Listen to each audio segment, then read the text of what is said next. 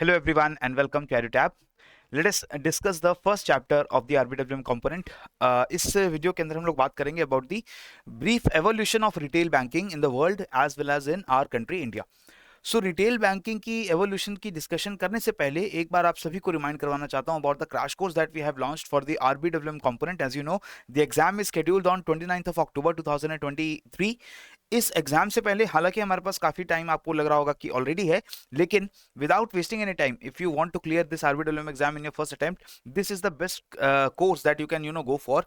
Crash course है, इसके अंदर आपको 5 लाइव क्लासेस मिलती हैं. ये लाइव क्लासेस आपको रिकॉर्डेड फॉर्मेट में भी अवेलेबल होंगी, and in addition to that you are given short notes for revision and as well as chapter wise MCQs amounting to more than 400 MCQs per from all the chapters, and also 5 full and mock test, यानी कि 500 questions आपको mock test के अंदर से मिल रहे हैं, और उसके अलावा आपको चैप्टर वाइज क्विजेस मिला करके अराउंड 700 क्वेश्चंस आपको मिल जाएंगे from the subject itself, and उन 700 क्वेश्चंस के बैंक में से you will be getting questions in the actual exam also, right? So this course is available with a discount of 70% if you use the code JAIIB70. So without any delay I would request, if you want to explore the course, नीचे description box में link दिया गया है, उसको एक बार आप checkout जरूर करिएगा, ठीक है? Now if we talk about retail banking, as we all know, in the early phases जो बैंकिंग का सेक्टर है, इट वाज डोमिनेटेड और it was catering basically to the companies, the businesses or the people who are already very wealthy. So अमीर लोगों को, wealthy लोगों को, उनकी बिजनेस नीड्स को पूरा करने के लिए ज्यादातर जो है बैंक्स वो अपनी सर्विसेज को प्रोवाइड करते थे, और ये करना जरूरी भी था because at that time technology was not that advanced, और बहुत बड़े मास सेगमेंट को केटर करना it was not very easy for the banks, right? So simple and straight services like की रॉ मटेरियल्स की फाइनेंसिंग, या फिर जो वर्क इन प्रोग्रेस है, फिनिश गुड्स हैं, बिल रिसीवेबल हैं, चेक क्लियरिंग है, इस तरीके की ट्रांजैक्शंस जो ज्यादातर बिजनेसेस को या हाई नेटवर्थ इंडिविजुअल्स को जरूरत होती है, वो सर्विसेज बैंक्स प्रोवाइड करते थे. इसके साथ साथ operative accounts like your current accounts, these types of services, they were very important and integral part of your banking services. आज जो हम बैंकिंग सर्विसेज देखते हैं, या आज जिस तरीके से हम बैंकिंग सर्विसेज को जानते हैं, उससे काफी अलग तरीके की सर्विसेज उस टाइम पर मिलती थी. आज जिन सर्विसेज को हम फॉर ग्रांटेड लेते हैं, उन सर्विसेज को ही पहले के जमाने में जो है, I am talking not very long back, I am only talking about the early part of the 20th century, 1900s के दौरान भी यही जो है इसी तरीके की बैंकिंग सर्विसेज मिलती थी.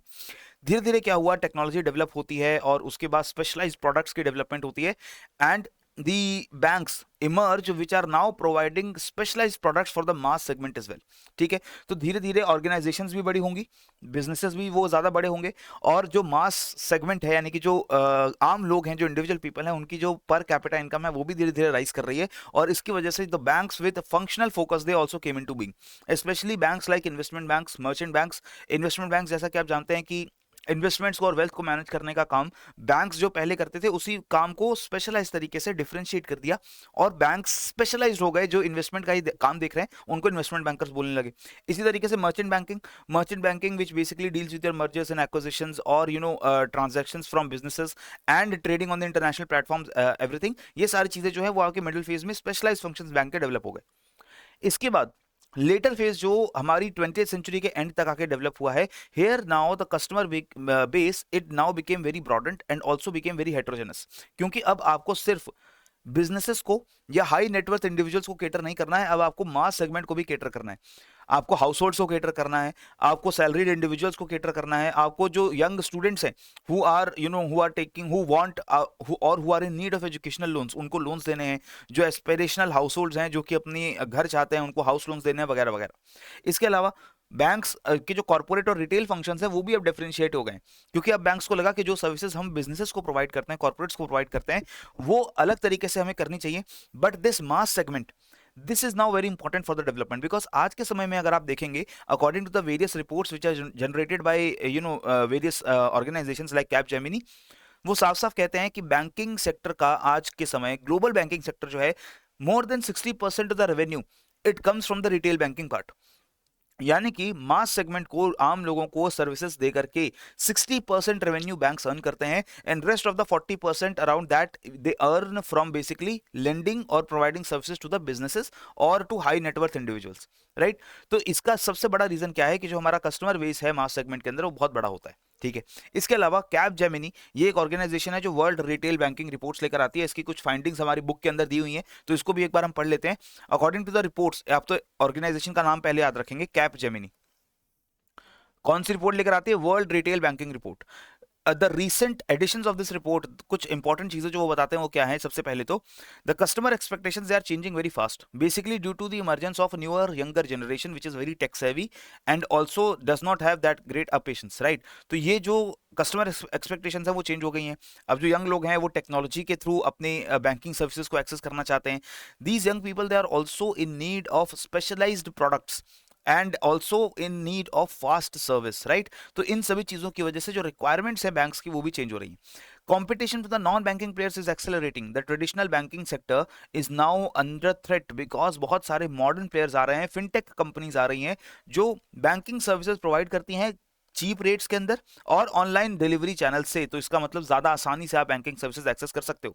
आज के समय भी आप देखते हैं कि जो हमारे कन्वेंशनल बैंक्स हैं, जो पीएसबीज हैं या जो प्राइवेट भी कमर्शियल बैंक्स हैं, उनको कंपटीशन देने के लिए बहुत सारी एनबीएफसीज आ गई हैं, बहुत सारे यंग स्टार्टअप्स हैं जो कि टेक्नोलॉजी को हार्नेस करके बैंकिंग सर्विसेज प्रोवाइड करते हैं। तो इससे आपको क्या नुकसान है, बैंक्स को क्या नुकसान है? उनका कस्टमर बेस जो है वो साइफन अवे होता है, और कस्टमर बेस जब उनका एरोड होगा, उनके कस्टमर्स किसी दूसरी ऑर्गेनाइजेशन या कंपनी की तरफ जाएंगे तो आपका रेवेन्यू में डेंट पड़ेगा, right? Next, the banks they can no longer defer significant efforts required on the middle and back end of the banking sector. हम यूजुअली बैंक्स में समझते हैं कि जो हमारा क्लाइंट फेसिंग पार्ट है, यानी कि जो हमारा फ्रंट ऑफिस है, that should be very efficient, हम उसके ऊपर ज्यादा इन्वेस्ट करें, हम वहां पर ज्यादा फैसिलिटीज या इंफ्रास्ट्रक्चर प्रोवाइड करें, वो तो ठीक है। लेकिन अब हमें ये समझना होगा that in the back office also the functions which are done in the back office, the services which are provided through the bank office, now they are also becoming very important. For example, if I want to take a loan from your bank, so I want कि मैं loan की requirement आपके सामने दूं, और जब हमारे term एक बार फाइनल हो जाए तो पेपर वर्क होने में, डॉक्यूमेंटेशन होने में, इसमें बिल्कुल समय ना लगे। And this paper work, this documentation, everything has to be done by the back office. So the back office has to be very efficient, it has to be very fast, right? And it has to take help of all the technology available to provide services in a very timely manner as well as very accurately, right? In addition to this, according to the report, around 63% of the global customers, they are now using fintech products and services. भले ही वो banks को use करें या ना करें, लेकिन वो fintech products और सर्विसेज को अब ज्यादा एक्सेप्ट करने लगे हैं, बिकॉज उनकी एक रेपुटेशन अच्छी है, और ये भी रेपुटेशन है कि वो फास्ट सर्विसेज चीप रेट्स में प्रोवाइड करते हैं। In addition, the banks executives also, global bank executives में से around 65% they think that these fintech firms, they are partners but they are not competitors. उनको competitors की जगह देखने की बजाय वो उनको partners की तरह treat कर रहे हैं. So that means the acceptability of these modern fintech companies is also accelerating, and this is a challenge. This is a challenge for the retail banking sector, जिसके बारे में आपको भी पता होना चाहिए, right? इसके अलावा इंडिया के अंदर अगर हम रिटेल बैंकिंग सेक्टर की बात करें, the initial part just after independence, if we talk about before independence, obviously जो इंडिया का बैंकिंग सेक्टर था, it was not very greatly developed. A lot of foreign banking institutions were present in India, but हाँ, masses को और Indian businesses को banking services के मामले में कोई बहुत ज्यादा फैसिलिटीज नहीं मिलती थी. लेकिन once we got independence, initially the foreign banks, these were the players who were pioneering in the retail segment in 70s and 80s. जो पहले के जमाने में जो बैंक्स थे, जो बिल्कुल इंडिपेंडेंस के बाद बैंक्स थे, आप समझ रहे हैं, वो अगेन बिजनेसेस को और ज्यादा जो अमीर इंडिविजुअल्स हैं, बिजनेस हाउसेस हैं, फैमिलीज हैं, उनको सर्विसेज प्रोवाइड कर रहे हैं. मासेस को सर्विसेज वो प्रोवाइड नहीं कर रहे थे. खास तौर पे इंडियन बैंक्स अभी उतना ज्यादा डेवलप ही नहीं थे. फॉरेन बैंक्स जो इंडिया में आते हैं, इंडिया की इतनी बड़ी मार्केट को देख करके, आफ्टर इंडिपेंडेंस इन रफली इन 70s and 80s, they started giving retail services. और इसके अंदर भी अगर हम बात करें, standard chartered, which again is a bank right now also in India, doing very good work in India, and Grindlays, these were the banks which introduced hybrid liability and asset products which were meant for both business class and as well as for the mass customers. Citibank, it spurred the retail banking sector with the credit card components, credit card products. तो ये जो धीरे धीरे जो services हैं, वो कौन लेकर आया? पहले इंडिया में आपको ध्यान रखना है, फॉरेन बैंक्स लेकर आए. फॉरेन बैंक्स नई टेक्नोलॉजी लेकर आए. फॉरेन बैंक से देखकर आए कि इंडिया के अंदर जो बिजनेस सेक्टर है, उसको तो इंडियन बैंक्स केटर कर लेते हैं, but India has still a huge opportunity in terms of the masses, जो बड़ी पॉपुलेशन है इंडिया की. तो उनको सर्विसेज देने के लिए फॉरेन बैंक्स आते हैं इंडिया में. फॉरेन बैंक्स जब आते हैं तो इंडियन बैंक्स, जो नॉर्मली इंडियन पीएसबीज हैं, उनका कंपटीशन बढ़ता है. और जब नेशनलाइज हो जाता है इंडियन बैंक्स का, तो उसके बाद टेक्नोलॉजी और इन्वेस्टमेंट थोड़ा इंडियन बैंक्स के अंदर ज्यादा होता है. And these Indian banks, like your SBI, like your Andhra bank, like your bank of Baroda, like your Indian overseas bank, these banks they came up with their products for retail sector. ठीक है. तो उसके बाद पीएसबी जो है वो अपने market access assets को डेवलप करेंगे, कार्ड प्रोडक्ट्स को डेवलप करेंगे. कहां से सीखेंगे? फॉरेन बैंक से सीखेंगे, और धीरे धीरे इंडिया के अंदर अपना बिजनेस जो है वो फैलाएंगे. इन दी 90s, the private banks of India, they also started with their movement in the retail sector. और जो 1991 में जो हमारा रिफॉर्म्स हुए हैं, ये बहुत इंपॉर्टेंट है।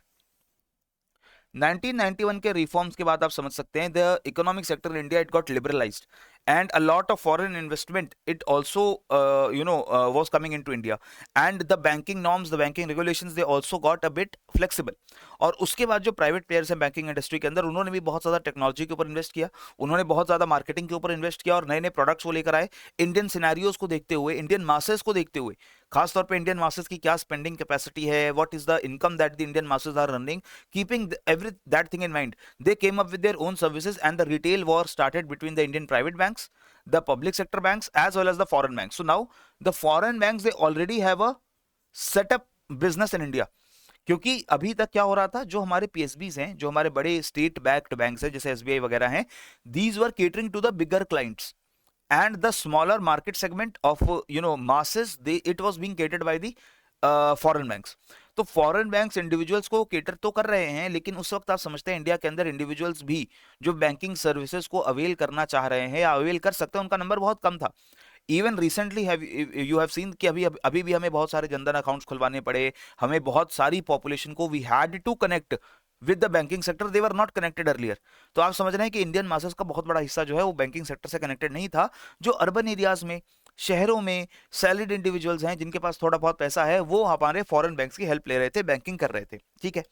धीरे धीरे क्या होता है कि हमारे PSBs वो अपना मार्केट सेगमेंट बढ़ाते हैं, वो इन्वेस्टमेंट करते हैं, टेक्नोलॉजी बढ़ाते हैं और वो ज्यादा कवरेज देने की कोशिश करते हैं इंडियन मार्केट के अंदर, और वो ज्यादा से ज्यादा लोगों को बैंकिंग सेक्टर के साथ जोड़ते हैं. राइट. एंड इसमें बहुत ज्यादा हेल्प हमारे कोऑपरेटिव बैंक्स भी करते हैं, रीजनल रूरल बैंक्स भी करते हैं, अर्बन कोऑपरेटिव्स भी करते हैं. तो ये जो शेड्यूल्ड कमर्शियल बैंक्स हैं, they started expanding their operations. But then after 90s the reform of LPG, they incentivize the private banks also, कि प्राइवेट बैंक्स अब फील्ड में आए और वो भी मासेस को केटर करना शुरू करें. और यहां से जो कंपटीशन बढ़ा between the private banks of India and the public sector banks of India and the foreign banks, उसके बाद इंडियन बैंकिंग सेक्टर में जो बूम हुआ है, जो एक्सप्लोजन हुआ है, that has resulted in a rise of retail banking. What are the factors which helped the banking sector in India, the retail banking sector in India to flourish? सबसे पहले तो strong economic fundamentals. After the 90s, the growth of India it was phenomenal. हमें पता है कि 90s से पहले, 91 से पहले जो इंडिया की इकोनॉमिक कंडीशन थी, it was not that good. But after the economic reforms, yes, we started growing, and the annual growth rate on an average, it was around 6 and 7% for a lot many years. So that was a very phenomenal growth rate in the world. तो इसकी वजह से भी बहुत सारे banking बाहर से भी जो बैंकिंग कंपनीज हैं, they came into India, and the Indian banks as well, they also enjoyed in that boom. Next, the growing urban population. As the development happened and more and more people in India, they started living in the cities. उनकी incomes बढ़ गई हैं, वो शहरों में आके रह रहे हैं और शहरों के अंदर आकर बैंकिंग सर्विसेज को अवेल करेंगे. बिल्कुल सही बात है. राइट. हायर डिस्पोजेबल इनकम्स हैं, अब ज्यादा लोगों जो है उनकी इनकम ज्यादा हो चुकी हैं और डिस्पोजेबल इनकम उनके पास ज्यादा है. What is disposable income? You get some income, from this income you have to pay certain amount of tax, right? And there might be certain other liabilities that you have to pay. Now the income that you are left with, that is a disposable income. This disposable income, इसका एक बहुत बड़ा हिस्सा जो है वो आपके sustenance में चला जाता है. आप अपना जो फूड है, जो अपना बाकी आपकी क्लोथिंग है, हाउसिंग है, इन सब के ऊपर आप जो खर्चा करते हैं, इसके बाद भी जो आपकी इनकम बचती है, वो डिस्पोजेबल इनकम ऐसी है जिसका आप या तो इन्वेस्टमेंट करते हैं या तो आप उसकी सेविंग करते हो. तो ये जब इनकम बढ़ जाएगी तो आप इसको कहाँ सेव करेंगे? बैंक्स में सेव करेंगे. और सेव करने के लिए आपको एक अच्छा बैंकिंग इंस्टीट्यूशन चाहिए, और इस वजह से भी रिटेल बैंकिंग भारत के अंदर बहुत तेजी से बढ़ी है. द यंग पॉपुलेशन में जो राइज हुआ है, India is one of the countries in the world which has a very great proportion of younger population. और ये young population again they are much more literate, they are much more aware, they are much more tech savvy, and they are also having a trust in the banking system. Right. तो जो पहले के ज़माने में भले जो हमारे villages के अंदर या शहरों के अंदर भी जो ट्रेडिशनल बैंकिंग के सिस्टम चलते थे, जैसे महाजनी का सिस्टम चल रहा है या जो हमारे मर्चेंट्स है, साहूकार वगैरह हैं, उनसे हट करके अब हम कहाँ जा रहे हैं? बैंक्स के ऊपर जा रहे हैं. Right. Because banks are now offering us better services and this young population is also aspirational. So now they also want better and better services, and they also know कि बाहर के देशों में कैसी सर्विसेज मिलती हैं, वो भारत के अंदर भी मिलनी चाहिए. Right. The new customer segments are arising. The new customer segments basically the people who are working in the IT sector, or the people who are migrants, or the people who are who do not shy away from consumption. वो consumption loan लेकर भी consumption करना चाहते हैं, वो अपनी जो भी इनकम है, जो अपनी ईयर्स हैं, वो लग्जरी में जीना चाहते हैं. इस तरीके के मार्केट सेगमेंट्स आपके आते हैं. इंडिया में एक लग्जरी सेगमेंट भी अराइज होता है which is now looking for better services at even a higher price, right. Mass affluent space, अब मास एफ्लुएंट स्पेस है जो आपके मासेस हैं, they have a greater affluent section amongst them, और ये एफ्लुएंट सेक्शन इन्वेस्टमेंट भी करेगा, loan भी लेगा, लोन को चुकाएगा भी. They will also repay the loan in the according to the correct repayment schedule. Next is service economy explosion. Even the manufacturing industry also, India में जैसे मैन्युफैक्चरिंग और service economy बढ़ती है, उसके साथ ही सैलरीड क्लासेस के जो इंडिविजुअल्स हैं, they also start increasing in number, and that results in again a demand for banking services. So all these factors are very commonsensical factors that we can also imagine that yes, these factors were helpful for the retail banking sector in India to boom, right? In addition to this, if we talk about the banking sector pyramid, ये हमारे customers का pyramid है जो हम banking sectors में deal करते हैं. On one side there is businesses की अगर हम बात करें तो सबसे ऊपर हमारे इंस्टीट्यूशनल बैंकिंग आती है, where we are catering to a particular institution, और वी डू कॉर्पोरेट बैंकिंग, और वी डू एंटरप्राइजेस, राइट. इससे हमारा लेना देना नहीं है रिटेल बैंकिंग के अंदर. Our concern is with the individuals. So in individuals, at the top most pyramid, there are high net worth individuals. For example, you want to provide banking services to Ambani or Tatas or Birlas, whatever. तो ये जो हमारे करोड़पति हैं, business houses के owners हैं, इनको हम services provide करें. उसके बाद होता है जो affluent लोग हैं, the people who are again in the top 1% of our country, who are earning salaries or who are earning money in the topmost bracket. तो इनको आप services दें. लेकिन इसके नीचे सबसे जो bottom pyramid segment है, इसको हम बोलते हैं mass market. Mass market is the people like you and me, the people who are living in villages, the people who are living in cities, who are middle class जिसको बोलते हैं, वो middle class को cater करना है, right? आज के समय में it is also very necessary, the government is also focusing a lot more on providing banking services to the last man in the country. That is, जो भी सेक्शन पॉपुलेशन का बैंकिंग से अछूता है उसको हम बैंकिंग के सर्विसेज प्रोवाइड करें, चाहे वो हमारे शेड्यूल कास्ट हों, चाहे वो हमारी विमेन हों, चाहे वो हमारे एक्सट्रीमली पुअर पीपल हों living in the remote locations of the country. We want banking services to be available to everyone to use and in reasonable prices also. So that actually leads to competition. और इस वजह से, इस मास segment की वजह से, इस mass market को केटर करने के लिए, क्योंकि ये मास मार्केट में आपको लो वैल्यू ट्रांजैक्शंस बहुत होंगी, इनकी बैंकिंग से आपको पर कस्टमर बहुत ज्यादा फायदा नहीं होगा, लेकिन क्योंकि कस्टमर्स का नंबर बहुत ज्यादा है इस सेगमेंट के अंदर, this mass segment is almost 100 times bigger than your HNIs. So obviously if the number of customers is more, you can earn a lot more revenue, right? So foreign banks and new generation private banks, they are seriously looking at the bottom of this customer segment, and they are devising their new strategies ताकि वो ज्यादा exclusive services जो है वो provide कर सके इन mass segment को, right? आजकल के समय में non banking companies, multinational corporations, they are also trying to address this bottom of the pyramid segment. So that is basically the evolution of the banking sector. So nowadays the banking sector that we see in our country, जहां पर आपको PSBs भी दिखते हैं, आपको private banks भी दिखते हैं भारत के, इसके अलावा फिनटेक जो बैंक्स हैं, पेमेंट बैंक्स हैं, मर्चेंट बैंक्स, वो भी आपको भारत में दिख रहे हैं, जो बिल्कुल आपको मॉडर्न सर्विसेज, बिल्कुल एक्सेस आपके मोबाइल में प्रोवाइड करते हैं. तो ये आपकी पूरी एवोल्यूशन है. इसको समझने के बाद हम आगे बढ़ेंगे और हम बात करेंगे जो बाकी कैरेक्टरिस्टिक्स हैं रिटेल बैंकिंग की.